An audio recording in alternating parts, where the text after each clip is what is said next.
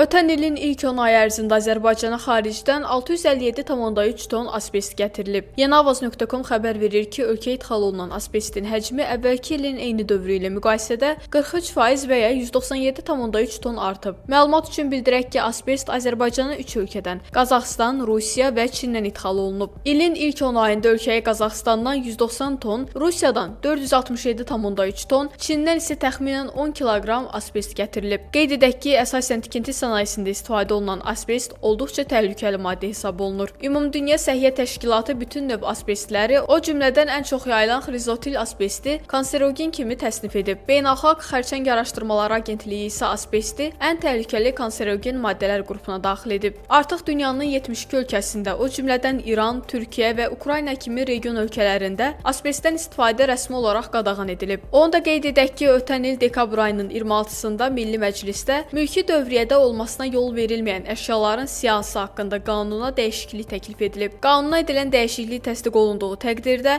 2027-ci il iyulun 1-dən Azərbaycanda asbestdən istifadə qadağan olunacaq.